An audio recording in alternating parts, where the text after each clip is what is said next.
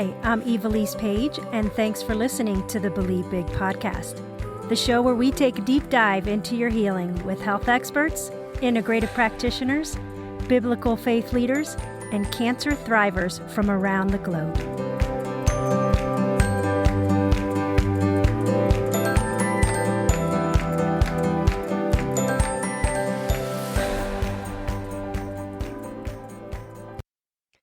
Welcome to today's episode on the Believe Big podcast. My name is Evilise Page, and it's an honor to spend this time with you.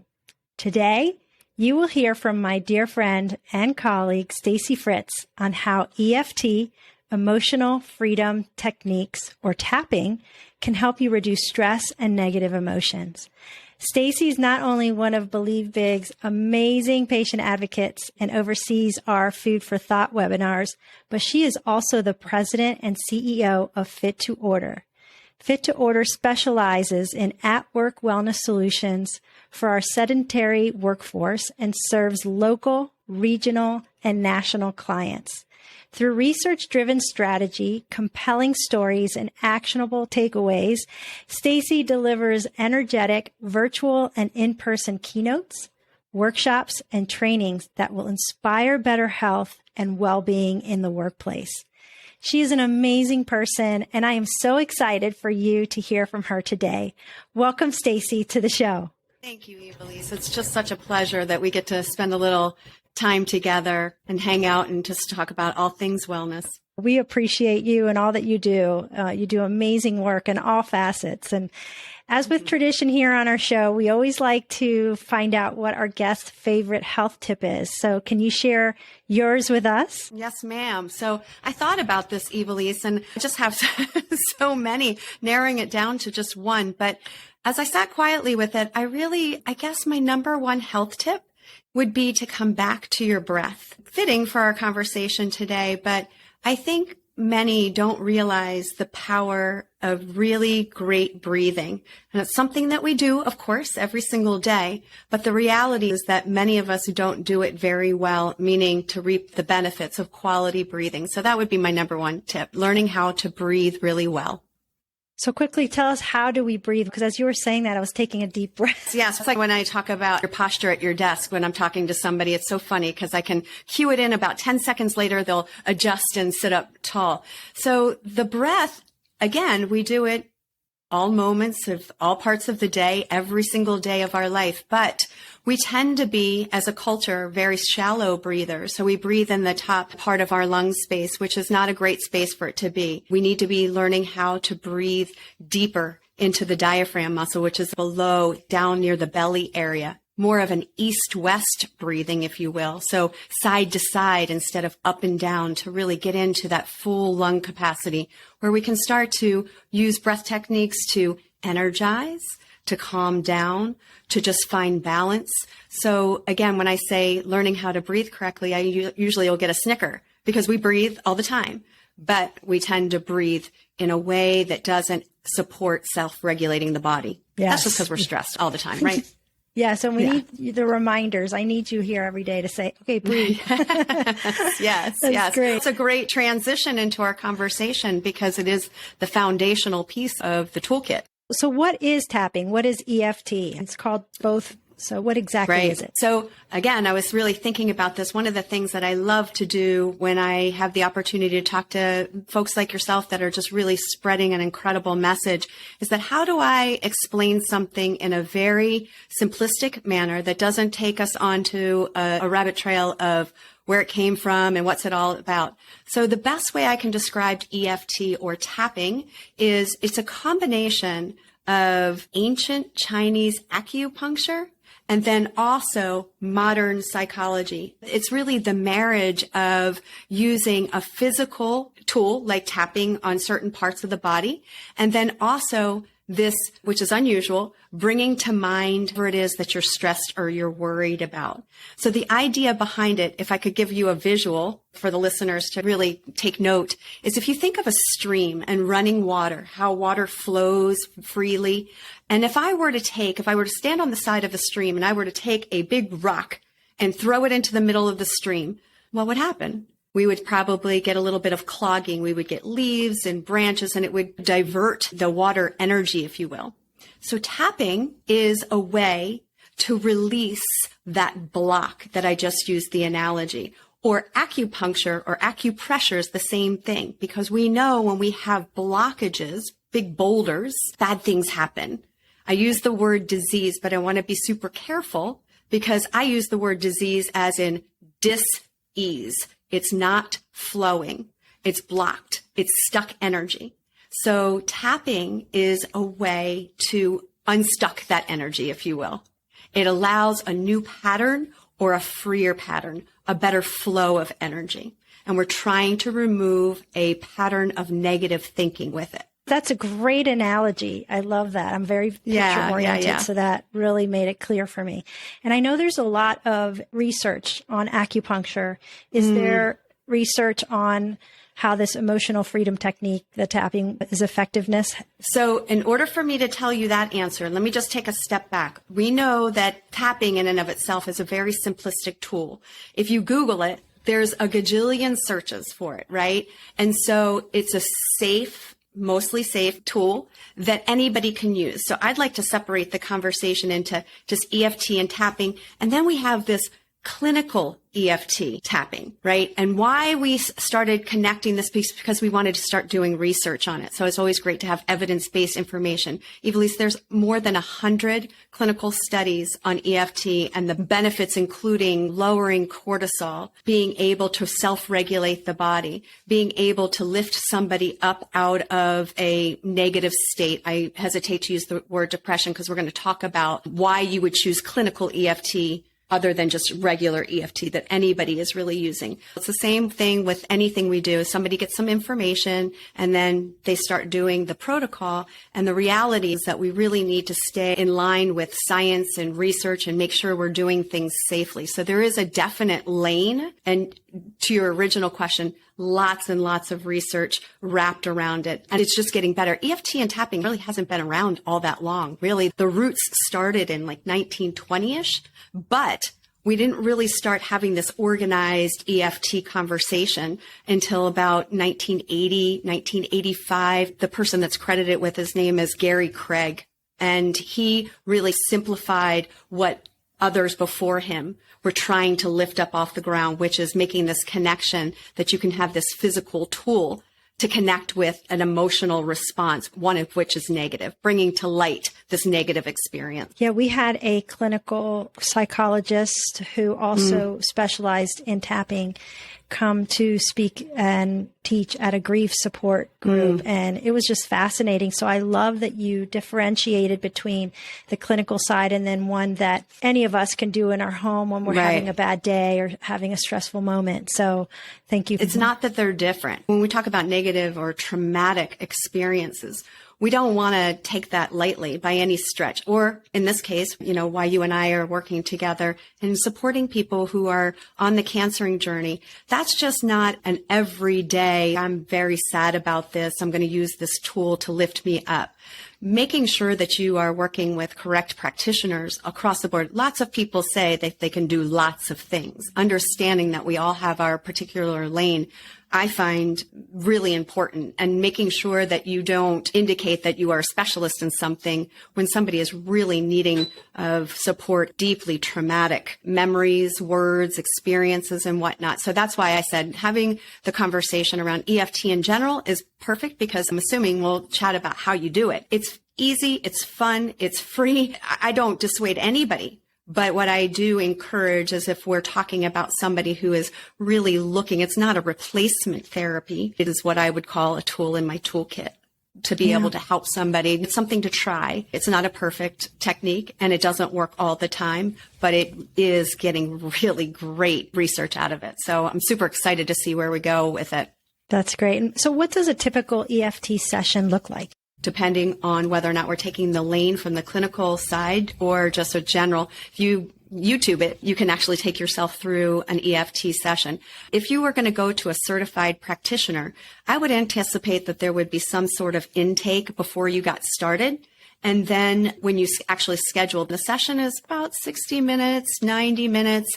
And what you're doing with the practitioner is you're going to be guided on how to set up a tapping session with your practitioner, kind of guiding you through that script. Whether or not he or she allows you or encourages you to take that script home with you, I have to believe that would be the case. But there's a choreography, I'll call it. There's some specific parts that the person that's getting ready to have that tapping session can anticipate. One being this setup statement. A setup statement means that you are actively identifying what is troubling you. So it would be something like, I am feeling anxious about the diagnosis that I just received. And then the next part of that statement, but I know that I can find good resources to help my body heal. So it's a little bit of a reframing. It's not a positive outlook. It's not putting a rainbow or a butterfly on it, but it's a statement that is bringing to light that negative feeling. And then what happens is the practitioner will ask you on a scale of 1 to 10, how you are feeling right at that moment. So we'll just make it up. Maybe you're feeling at that moment 5 or 6, feeling that anxiety or that anxiousness that you just talked about. And then we'll put that scale aside and we will start the tapping. There are 9 different meridian points of which you will tap on, and they follow an order. So for example, all tapping begins with this karate chop area of the side of your hand. It doesn't matter which side you're tapping on because the meridians, they're mirroring each other. So left or right, it doesn't matter. You always start on that karate chop side, and then the various other 8 locations include the top of the eyebrow, the side of the eye, under the nose, under the mouth, under the collarbone, under the armpit, and then finally finishing with the crown of your head. A lot on a podcast, but like I said before, you can absolutely YouTube it and follow along with that order, if you will. Throughout that whole process of tapping, your practitioner will probably use a reminder phrase. For example, as you're tapping a point, I know I'm feeling anxious, I'm fine. I know I'm feeling anxious, I'm healing. I know I'm feeling anxious. And it's just a way to structure the choreography of the tapping session.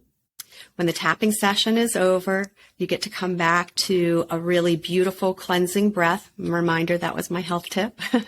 And you will end the session at that first round with another scale assessment. So the practitioner might say to you, okay, how do you feel now? And what they're looking for is a decrease on that scale of anxiety. So if you started at a 5 or 6, we're looking for a 4 or a 3, right? And so at that point, depending on who you're working with, they may take you through another cycle of that choreography. And the goal being is that we're getting you down to a place where you feel less anxious.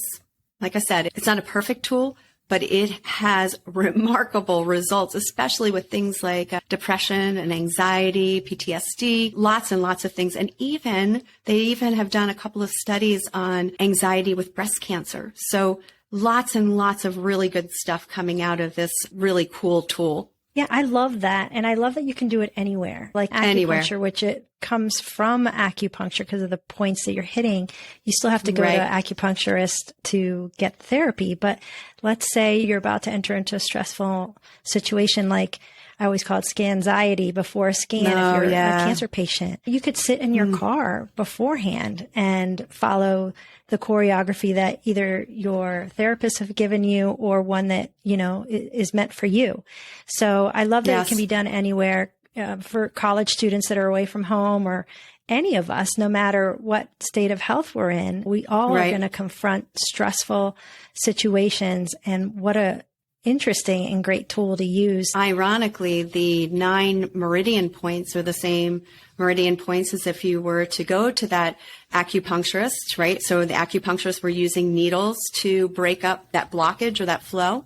And then if we take a step down, we would go to acupressure, right? No needles. We're using pressure points, same 9 places. And now with this one, the tapping, is following those same 9 meridian points. So the idea is that we live in this super stressful environment. It doesn't matter if we're going through a cancering journey or, unfortunately, some other very scary scenarios right now. The idea is that we are helping what's called the amygdala, that part in the brain that you just equate that with the word fear, right?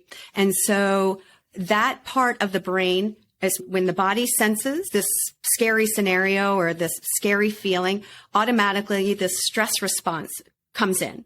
The idea with tapping is that we are disrupting that. We're telling the brain with the tapping and the exposure to the negative feeling, it is okay to relax. It is okay to relax. It's the same idea with some of our other protocols. It's just that we are actively bringing to light that dark feeling using a tool. And then also the exposure to whatever we're thinking. Yeah, I love that. Sometimes people don't really fully know why they're experiencing what they're experiencing. So they're feeling anxious or fearful, but they really can't get to the root of why. And sometimes they may not feel comfortable with speaking to someone at that point or when they're going through a difficult situation. So I've heard, and can you share with me about this, is that people don't have to talk about their problems or share their life story to an EFT therapist. No. And it is a way, you have to go there a little bit, actively raise your hand and said, I'd like to try this tool to be working with this practitioner. So it's not talk therapy. It's definitely not talk therapy. You're going in there to identify this negative, we'll call it a negative emotion. It could be a negative feeling, whatever the issue is at hand. But there's no details wrapped around that. You're not giving necessarily the backstory. What you're identifying is you are asking the practitioner to help you with this exposure therapy. That's really what it's called. It's you are actively seeking what that dark feeling is, and then we are disrupting that connection to a negative internal response, the stress, the worry, the feeling, the insomnia, whatever it is. We are actually creating a new pathway, rewiring thinking. And so go back to the example that I gave you, which is we always want to come back to a state of flow. And flow just means good energy. There's no blockages, there's no boulders, there's no pebbles, there's no leaves, sticks, things clogging it up. The word again is dis-ease. This is a tool that provides ease to the body. It's just one tool, right? But again, what's really exciting for a geek like me who loves the mindfulness piece is that this one actually has really good, not only anecdotal information, but these studies that are coming out are just really important. And if we can find ways that are non-medication and not detrimental, pulling from the body, but nourishing the body, that's what lights me up, is ways that you can do it yourself. Love that. And, as a part of Believe Big, we do not practice any form of New Age practices. And some people might think that this is some sort of spiritual practice or even a faith-based practice. So can you clear that misconception up? Sure. So what we want to think of is that it is an evidence-based, body-based therapy. There's no spirituality. This is not religious. It's an evidence-based body technique. That's how you want to frame it out. Now, again, I'm of the mindset that as simplistic as it sounds, you do you, and everybody should be able to pick and choose the tools. This one falls under the category of this general toolkit. So no worries there whatsoever in terms of spirituality or religious-based therapy. This is, again, evidence body-based therapy. Love it. So can EFT sessions be done virtually? And what resources would you share with your clients? I love that question. My brother used to say that I was of the rainbow and unicorn mentality. I'm always looking for the way to bring positivity. And so one of the things I will say, there were a handful of things that came out of COVID that I would argue fall under the positive realm. The one being that some of the things that were so prohibitive because of distance now has become front and center and accessible very easily. Virtual sessions for EFT therapy, two of my favorite, and again, I will share this with your listeners. I would like to share the PDF of the tapping locations. So once you figure it out, you'll have this little guide.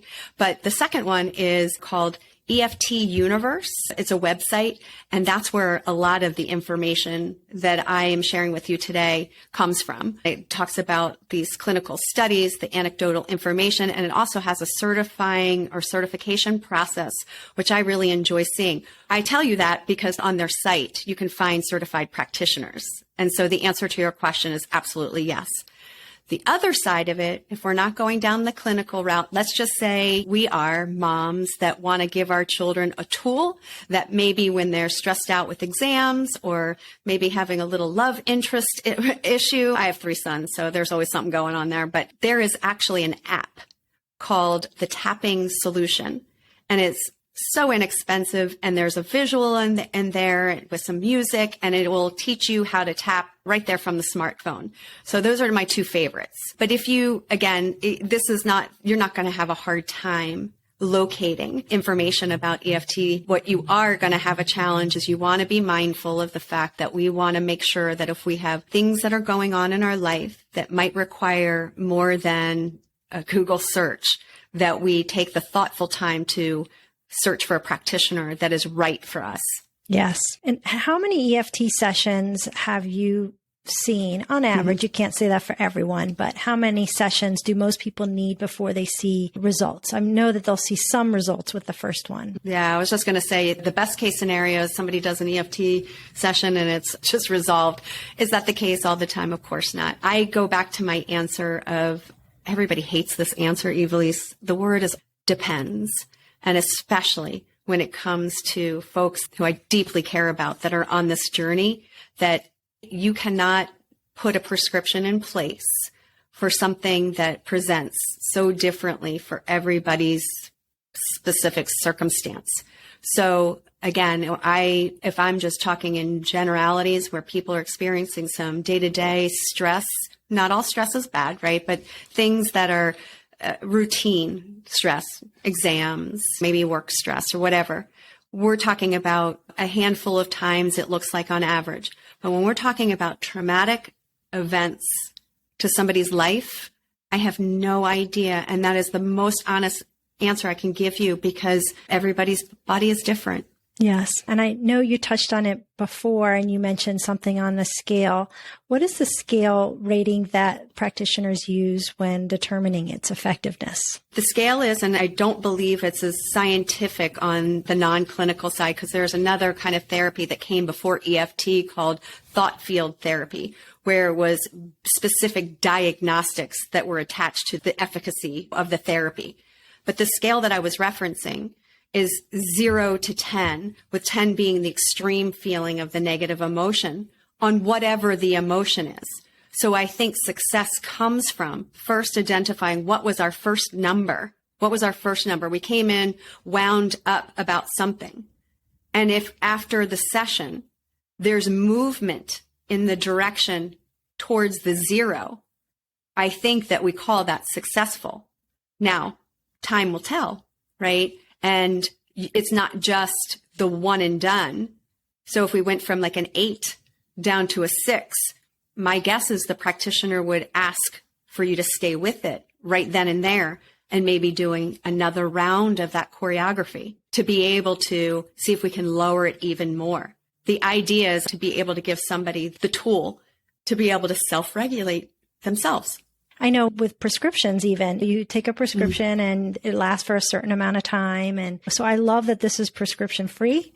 And just like medications, though, you have to continually use tools that are helpful to you to keep restoring your body. That was the biggest joke because it's like all the tools. You find something that works and then what happens? I mean, use exercise as an example. Oh my gosh, I feel so great. I just went and I just did this workout and you feel so great that you don't do it again. You've got to incorporate the tools on a regular basis until you find yourself in a place where you self-regulated and you're feeling great. And maybe you're not doing it as frequently, but you come back to the toolkit.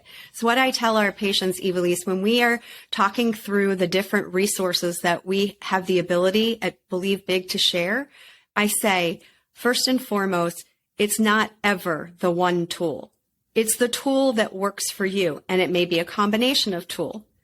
And so the second part of that is building out the people on your team that can help you with the tools. So I feel like it's this puzzle that I get so excited about sharing, because when I hear the stories of where folks are having struggles, it's like I look inside my toolkit and I think to myself, this one might be a really good fit here, and we'll try it. And if it doesn't work, then we go back to the toolkit. So I guess that my biggest takeaway would be to not marry to any one protocol just because you heard somebody else had success there, because what happens is then you feel discouraged, right? So our job is really to provide the resources that guide somebody who's on a journey to be able to pick and choose their team, and then pick and choose the tools to work with the team with those tools. Correct. Yes. And I know with the professional practitioner side of EFT and tapping, do you know if insurance covers that? Like they cover other therapies? So sad. Not yet. Not yet. Okay. Not yet. Yeah, it's not covered by insurance. Is it expensive? It just depends on the practitioner. I've seen folks offer their sessions at the $100 an hour range, and I've seen them go as high as in the 2s and even the 3s. Buyer beware. And that's why I say that EFT Universe is a great site, because I know that they're offering checks and balances and certifications, and they have to up their game every couple of years.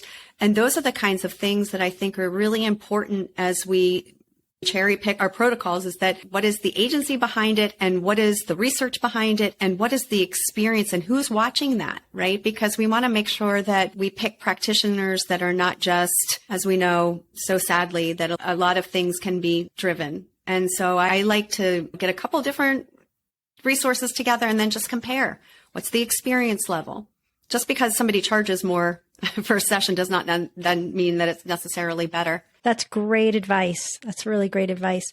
Is there anything else that you would like to mention about tapping that I have not asked you that you feel would be important to add? I know we're at the end of our time, but I would love to have you add anything else you feel would be important. I think that we did a good job at breaking it apart. I would just encourage, just to bring it home, that if it's something that you are interested in, first and foremost, like I said, we'll put some really good links in the show notes. Do your research. Don't get yourself wound into something that, one, is going to stress you out more, and two, that maybe, that's not necessarily super important right at this particular moment. It's for sure something on the other side of the clinical piece that I think that I would love for our kids, especially our teenagers and our college age kids, to have a little bit of exposure to, because my goodness, wouldn't it be a different world if we had a toolkit that didn't mean reaching for something that is less healthy than, say, something that is breath-based, inner-based, mindfulness-based, that could support perhaps maybe pulling us through whatever perceived crisis is happening at the time. And if it's not something that is huge and traumatic, maybe learning about the tool before we need it is a really great place for us to land. Yeah. It's almost like when you were talking about that, I was thinking of like a bonfire or even roasting marshmallows. You would just get a garden hose and finish putting out the fire when you were done. You're not going to get a fire hydrant hose and blast the fire pit fire with that to begin with. So it's like finding the right tool for what you need at that moment, depending on what you're going through. Absolutely. True or false, with the folks that we have the opportunity to work with, our typical first line of defense is, oh my gosh, we need this first, we need this second, and they're big, like you said, the hose.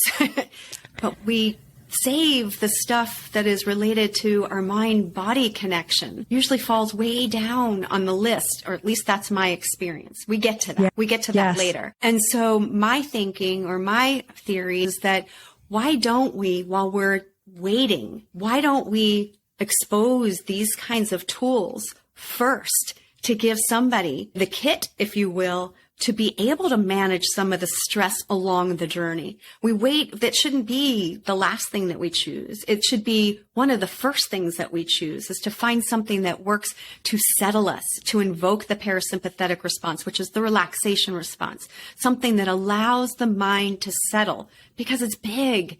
The journey is big.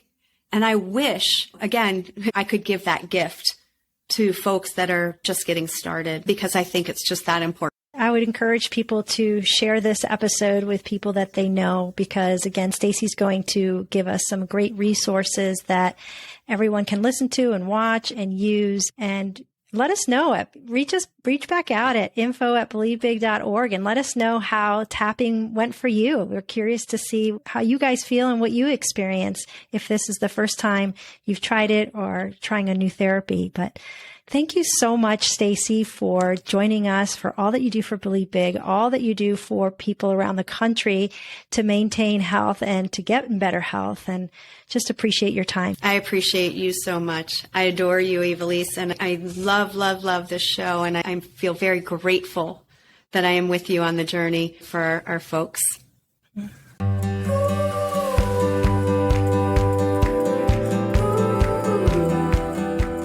If you enjoyed this episode and you'd like to help support our podcast, please subscribe and share it with others. Be sure to visit believebig.org to access the show notes and discover our bonus content. Thanks again, and keep believing big.